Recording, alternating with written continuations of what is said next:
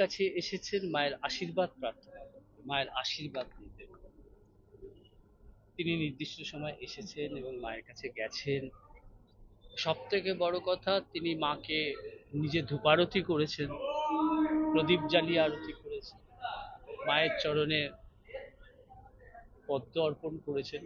তাৎপর্যপূর্ণভাবে যখন প্রদীপ দিয়ে আরতি করছেন, তখন মায়ের হাত থেকে একটি পদ্ম পাপড়ি নিচের দিকে এসে পড়ে এবং ওনার সেটা নজরে ছিল।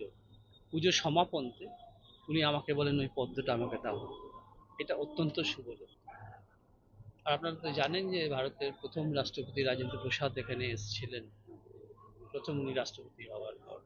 আর আমাদের কাছে এই মাননীয় রাষ্ট্রপতি দ্রৌপদী মুর্মুর আসাটা একটু দায়িত্ববাঞ্জক এই কারণে, দেবালয়ের যিনি প্রতিষ্ঠা, লোকমাতা রানী রাসমণি এই দেবালয় প্রাইভেট ট্রাস্ট রূপে তৈরি করেন সমস্ত ধর্মের মানুষকে তাদের নিজের নিজের পথে ও মতে উপাসনা করার জন্য। এই যে উমেন আপলিফটমেন্ট, সে যুগের যে উমেন আপলিফটমেন্টের প্রতীক ছিলেন রানী রাসমণি।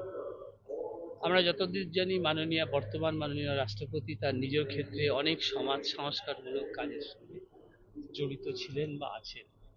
সেই দৃষ্টিকোণ থেকে একটা মিল তো আমরা দেখতে পাই। এই জন্য আমরা অত্যন্ত প্রীত যে তিনি এসেছেন, তিনি মাকে দর্শন করেছেন, মায়ের কাছে আশীর্বাদ নিয়ে গেছেন।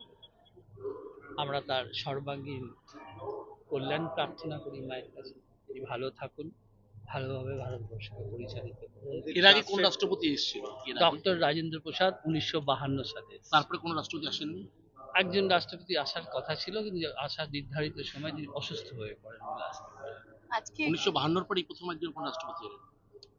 আর আমার কাছে তাৎপর্যপূর্ণ এই কারণে, মহিলা রাষ্ট্রপতি এসেছেন সেই দেবালয় যিনি এই দেবালয় প্রতিষ্ঠা করেছিলেন, প্রতীক ছিলেন সে যুগের সমাজ সংস্কার এবং স্বাধীনতা সংগ্রামের এক অংশীদার মানুষ।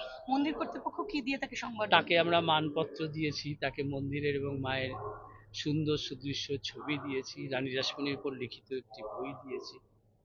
আমাদের মায়ের মন্দির থেকে যেটুকুনি দেওয়ার আমরা। দক্ষিণেশ্বর মন্দির সম্পর্কে আলাদা করে কিছু বললেন? উনি অত্যন্ত খুশি, উনি প্রীত হয়ে উনি বললেন যে আমি এখানে আসতে পেরে লাইটেড, এটাই সব থেকে বড়।